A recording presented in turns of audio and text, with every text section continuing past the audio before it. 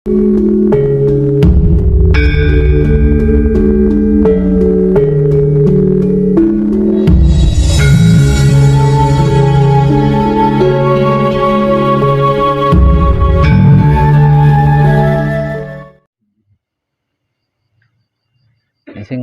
rampung gembleng wingi pun klik gadah pitakon mboten?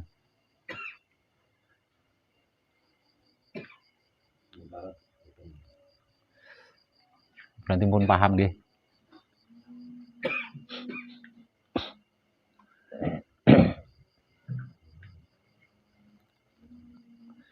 Nun sewu panjenengan, Pak. Saking Juwana Pati. Pak sinten? Legiman Juwana. Nika rayatipun. Nggih. Nggih. Pripun Pak Rahmat? Kok Pak Rahmat? Legiman kok Pak Rahmat. Pripun? Nggih. Lo istilahnya ngomong sponsor, Pak. Oh. Pripun ibuke?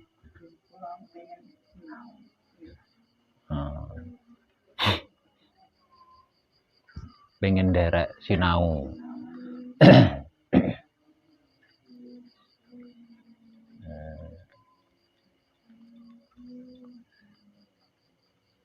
Ngertos kula saking YouTube.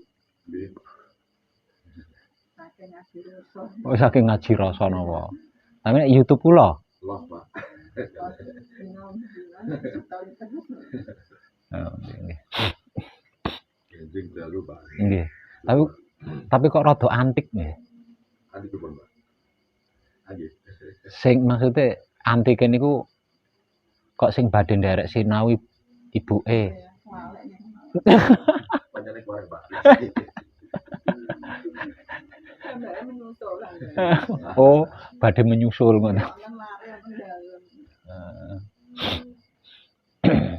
Sampun nglampahi praktek napa dereng teng griya? 3 level. Mantap. Ibu sinten? Ibu Suyati. Lek sampun rampung 3 level berarti langkah selanjutnya asma sejatine dilenggahaken. Mangke sak sampune asma sejatine dipun lenggahaken, lah kantun monggo kersa panjenengan. Napa badhe nglanjut teng gembleng, napa badhe leren rumiyin. Badhe lanjut gembleng. Wah.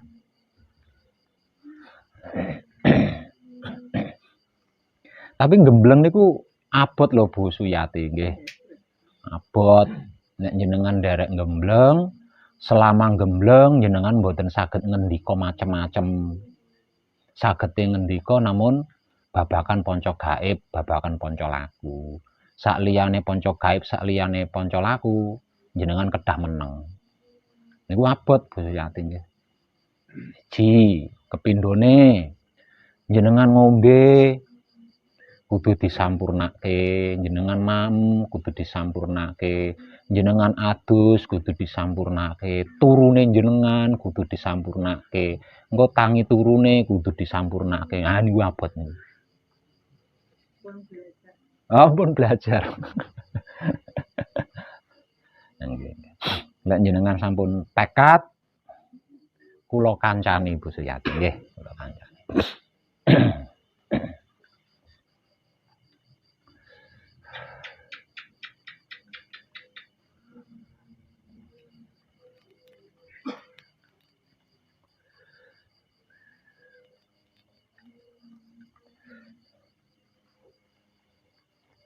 Masih mau mulai? Oh, nggih sampun.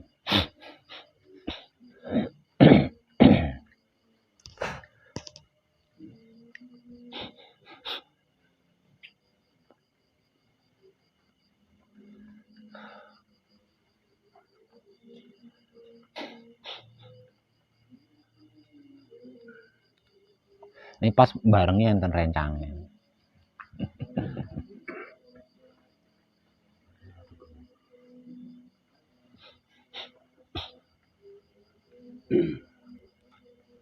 Nah, Nah, kangge sementara teng wingking riyin.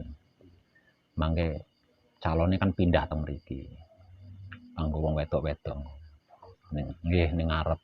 Mesakne ning mburi mbok menawa nek sing wedinan.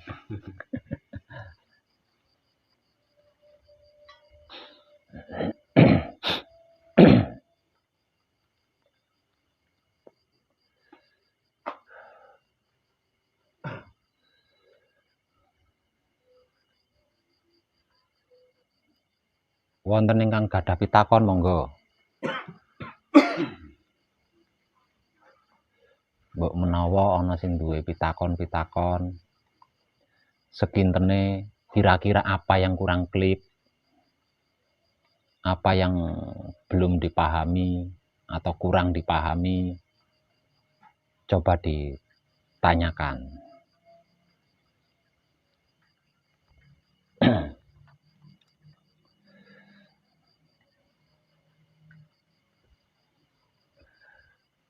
Mas Edi,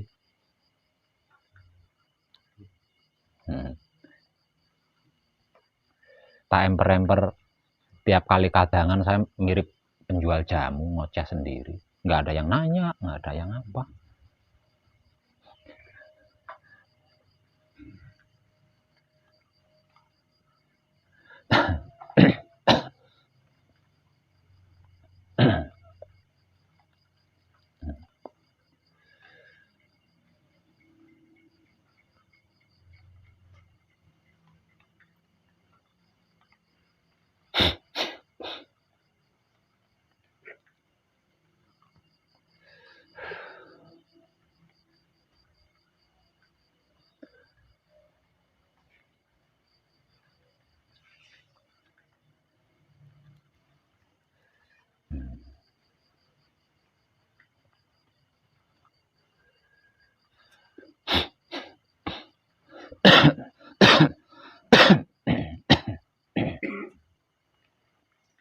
Gane sing takon tenan iki.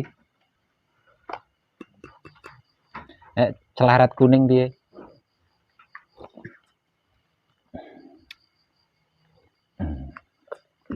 Terbesit enggak? Terbesit enggak di pemikiran panjenengan? Beh, lah kok cuma ngentok.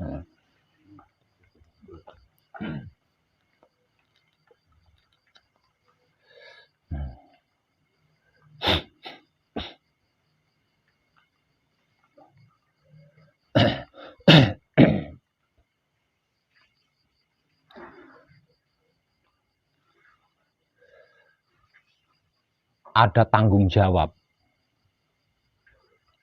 Ada tanggung jawab bagi setiap putra kekudangane Rama yang sudah selesai manekung atau yang sudah selesai gembleng.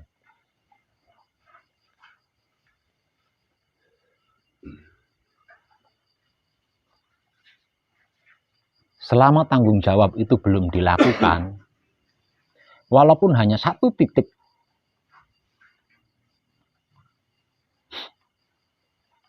pasti ada keenyahan.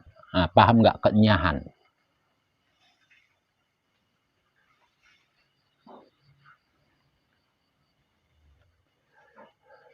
Kalau bahasa sederhananya itu,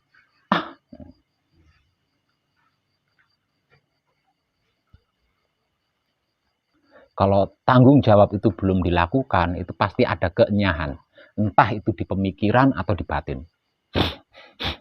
Ketika menghadapi sesuatu atau ketika mengalami sesuatu.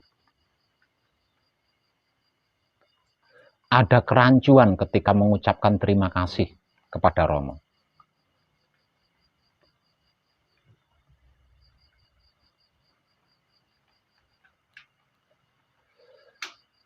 Ada pembelokan ketika melakukan penebaran kesadaran rasa cinta kasih sayang Rama. Selama tanggung jawab ini belum dilakukan.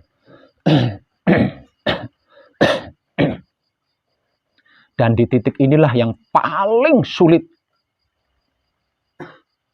Paling sulit.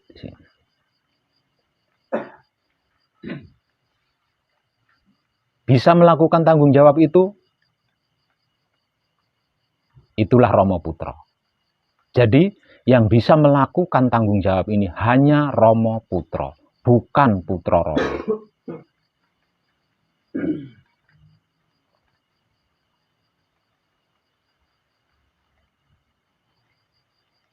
Apakah tanggung jawab itu? Tanggung jawab itu tak lain dan tak bukan. Putra dimijilake dening Rama. Mula putra kudu bisa mijilake Rama. Engkau aku ciptakan, maka engkau harus bisa menciptakan aku. Ini terberat tanggung jawab, satu-satunya tanggung jawab bagi seorang putra kekudangane Rama yang sudah selesai gembleng atau manekung, alias sedang laku suci menuju abadi.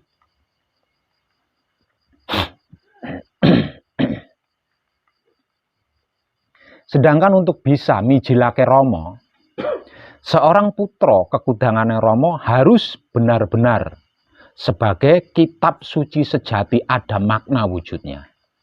Harus benar-benar sebagai wulangreh sejati kata-katanya, harus benar-benar berbudi bawa laksana wujudnya. Jika tidak akan pernah mungkin bisa mijilake Rama, karena Rama adalah Maha Suci.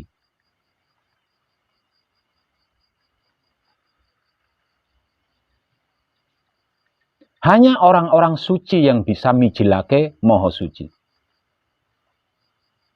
Hanya orang-orang suci yang bisa mijilake suci.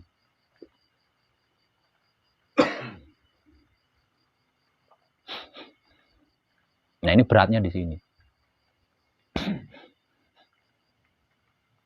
Jadi, selama tiga singgasana Rama belum suci, selama diri kita belum suci, selama laku kita belum suci, maka selama itu tidak akan pernah bisa mijilake Rama. Dikarenakan belum bisa mijilake Rama, berarti belum melakukan tanggung jawabnya sebagai seorang putra kekudangane Rama. Dikarenakan belum bisa melakukan tanggung jawabnya sebagai putra kekudangane Rama, maka selama itu dia akan mengalami kerancuan.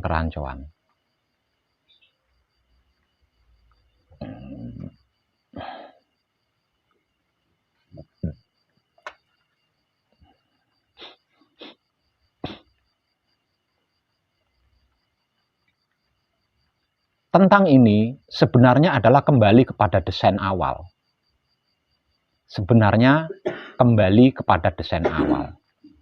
Namun dikarenakan sudah terlalu sangat lama desain ini berubah dengan beraneka macam modenya, maka untuk bisa kembali kepada desain lama, ini bukan suatu hal yang gampang.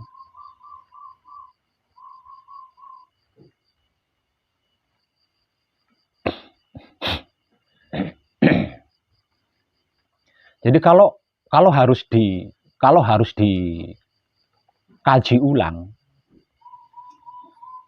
menyaksikan sejatine urip atau sampai di dimensi tidak ada apa-apa tidak ada, itu belumlah cukup.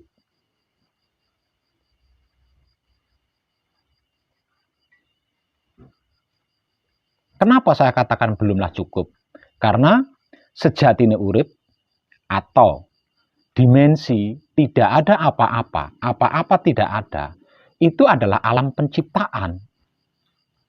Asal-usul semua hal, asal-usul segala hal, asal-usul seluruh hal.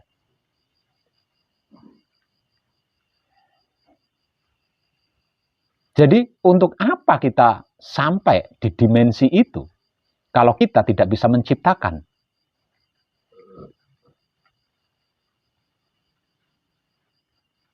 Itulah yang dimaksud mijilake Rama, menciptakan Rama.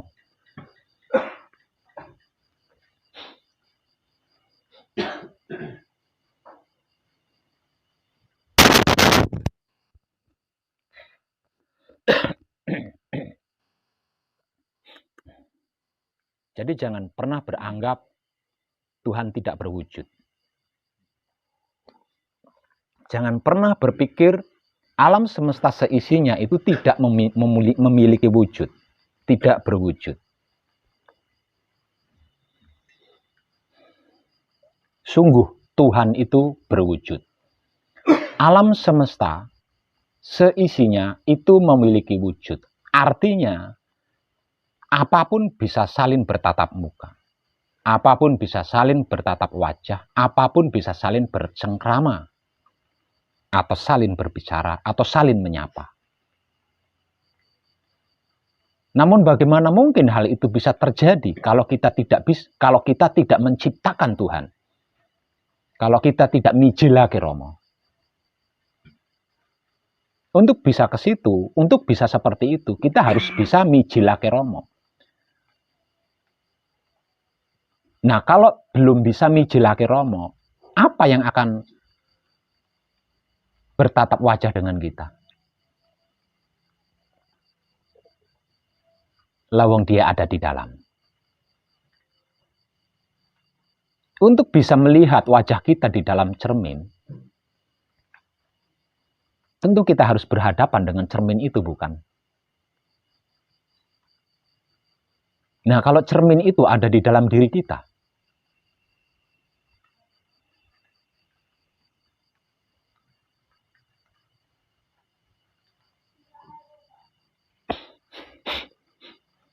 ini rumit.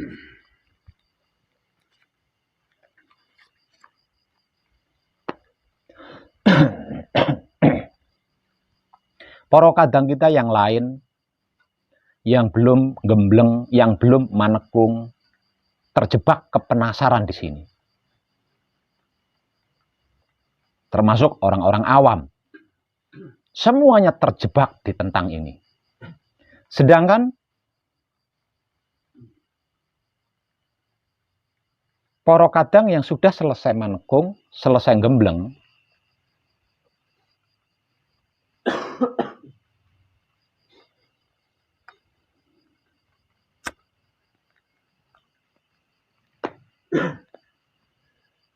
tidak bisa menyaksikan perwujudannya. Hanya mengalami.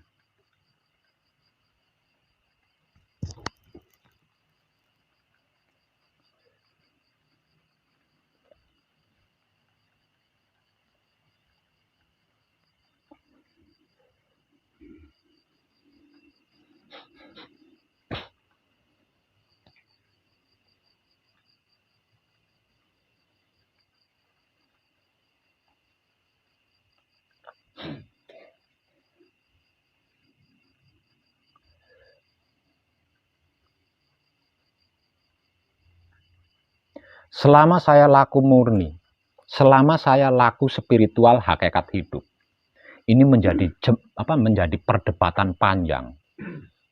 Dan selama itu saya belum pernah mendengar atau menemui seseorang yang memiliki kemampuan bisa mengeklirkan hal ini.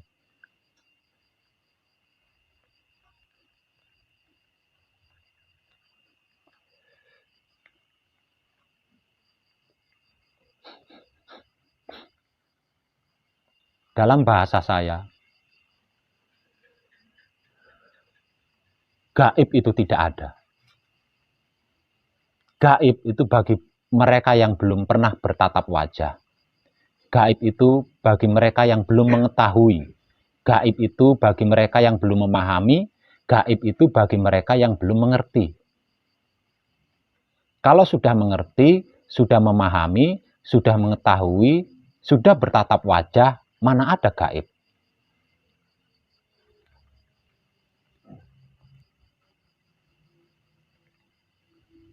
Saya katakan politik jika Tuhan dikatakan gaib.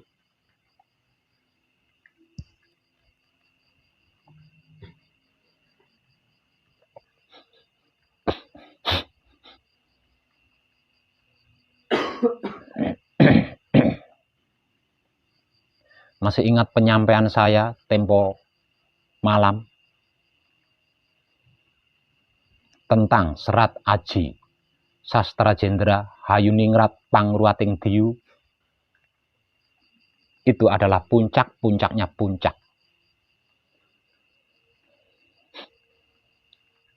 Satu-satunya wahyu yang bisa mengawin wahyu pancagaib.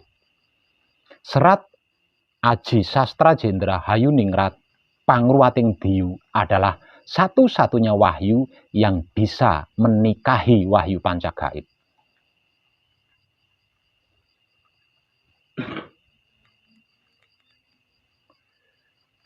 Wahyu pancagaib alatnya, sedangkan serat Aji Sastra Jendra Hayuningrat Pangruating Diyu adalah cara kerjanya.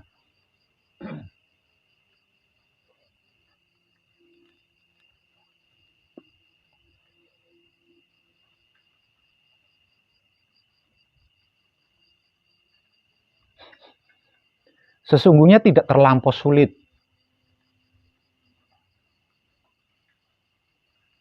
untuk menempuhnya. Lawang cukup dirinya atau wujudnya yang berasal dari cinta kasih sayang Tuhan dijadikan sebagai kitab suci sejati ada makna.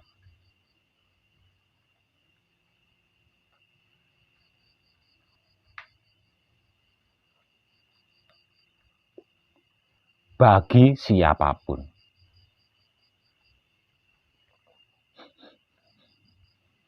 Jiwanya yang berasal dari suci dijadikan sebagai wulangres sejati.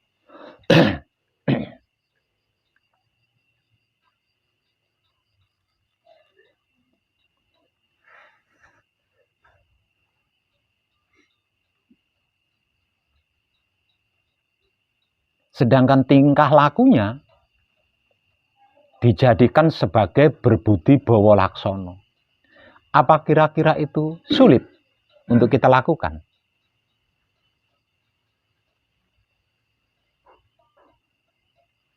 Ketiga-tiganya tidak pakai puasa. Ketiga-tiganya tidak pakai tirakat. Ketiga-tiganya tidak pakai ube rampe, tidak pakai sesaji. Tiga-tiganya juga tidak pakai pati geni atau melek. Ketiga-tiganya juga tidak pakai uang. Dan tidak harus pergi jauh meninggalkan keluarga. Letak beratnya di mana? Letak sulitnya di mana?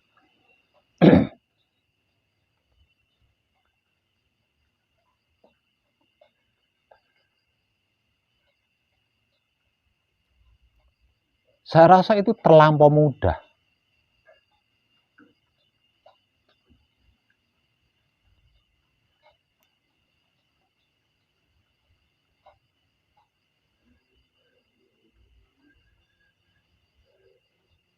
Selalu berkelakuan baik, selalu melakukan kebaikan-kebaikan agar menjadi inspirasi bagi makhluk lain, agar menjadi motivasi bagi makhluk lain, layaknya sebuah kitab suci ada makna. Apakah itu sulit?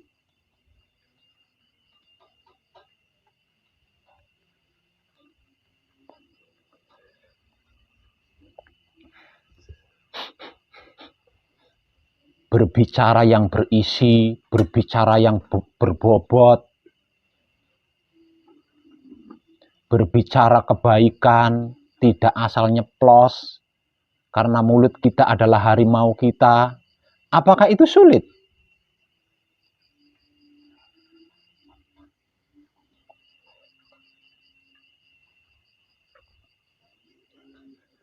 Bertingkah laku santun, bertingkah laku sopan, anggah ungguh. Apakah itu sulit? Apakah semua itu ada pajaknya?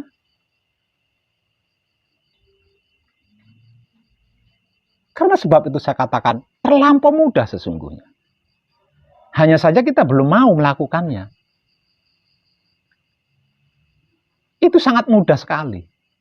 Dan saya yakin siapapun yang melakukannya pasti akan menjadi idolanya masyarakat. Pasti akan menjadi pujaannya masyarakat. Saya jamin tuh, apalagi di zaman sekarang, rindu orang-orang baik. Ada banyak di luar sana yang merindukan orang-orang baik. Ada banyak di luar sana yang merindukan orang-orang yang mau melakukan kebaikan. Ketika kita melakukan kebaikan, wah, saya jamin pasti disambut.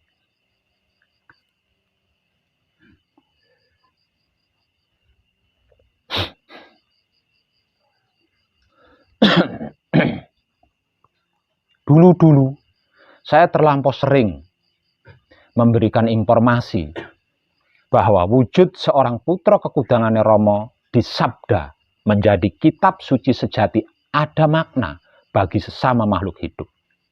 Kata-kata seorang putra kekudangannya Romo telah disabda menjadi wulangres sejati bagi sesama makhluk hidup.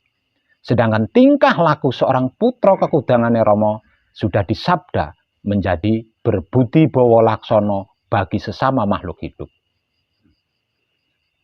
Kalau kita tidak mau mempraktekkan 3 sabda ini yang disabdakan oleh Romo, kalau kita tidak mau melakukan apa yang disabdakan oleh Romo kepada kita, ya maka selama itu kita tidak akan pernah bisa mijilake Romo.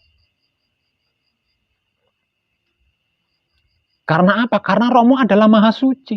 Bagaimana mungkin maha suci akan dimijilkan oleh orang yang tidak suci?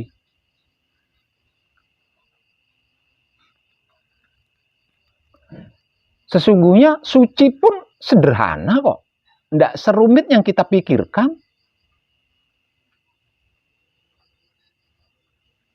Bahkan suci itu pun amat sangat sederhana.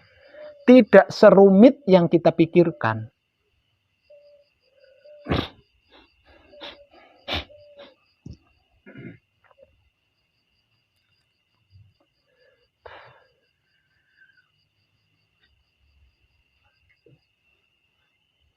Namun dikarenakan kita belum mau melakukannya, ya bukan cuma rumit, bukan cuma sulit.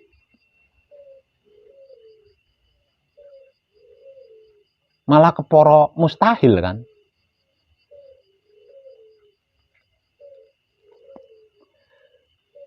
Sudah ada ratusan, bahkan mungkin ribuan kadang yang selesai gembleng, selesai menekung. Tapi saya selama itu belum menyaksikan ada kadang saya yang berhasil mijilake Romo. Artinya mereka belum mempraktekkan. Kekudangannya Romo itu belum dipraktekkan. Buktinya apa? Lah buktinya belum bisa mijilake Romo. Buktinya belum bisa mijilake Romo. Betapapun kuatnya kita patrap samadi, kalau belum bisa mijilake Romo, udah jelas 3 singgasananya belum suci.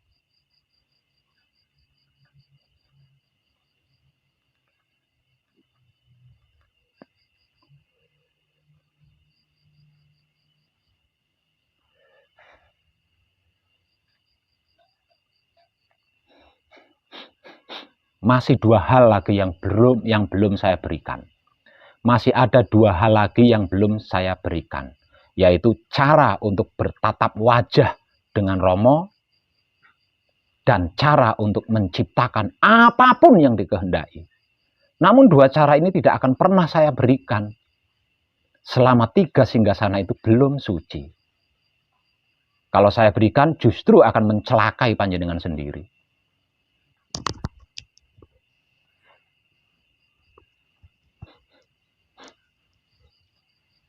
Sejak awal manekung dibuka hingga pada akhirnya berubah menjadi gembleng, itu saya rindu. Saya rindu pada putra kekudangannya Romo yang 3 singgasana Romonya telah suci. Dimanapun dia berada akan saya datangi. Untuk saya beritahu caranya bertatap wajah dengan Romo. Untuk saya beritahu caranya bercumbu, berkasih mesra dengan Romo, agar dapat menciptakan apapun yang dikehendaki.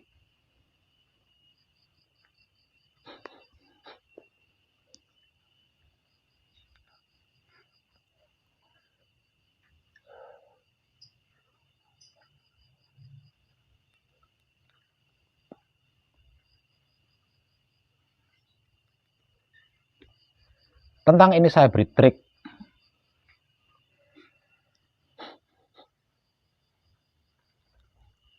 Tentang hal ini, panjenengan semua, saya beri trik. Apa triknya? Triknya, kenali keinginan dan kehendak panjenengan. Setiap kali panjenengan muncul keinginan, muncul kehendak, kenali dengan baik keinginan panjenengan dan kehendak panjenengan.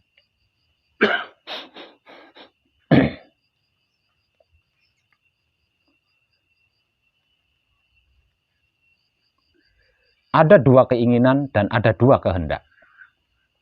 Pertama, keinginan untuk ingin. Yang kedua, ingin untuk tidak ingin. Yang ketiga, kehendak untuk tidak berkehendak. Berkehendak untuk berkehendak. Yang keempatnya, panjenengan mampu mengenali dua hal dengan masing-masing dua hal tadi, saya jamin 3 singgasana panjenengan akan suci.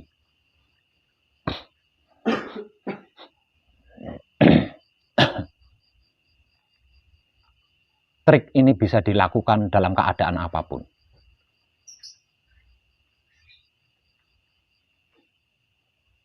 Keinginan ada dua hal, kehendak juga ada dua hal.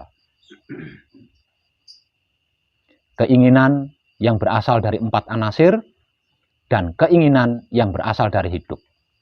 Kehendak yang berasal dari 4 anasir dan kehendak yang berasal dari hidup. 4 jenis, 2 jenis keinginan dan 2 jenis kehendak ini panjenengan harus hafal, harus tahu.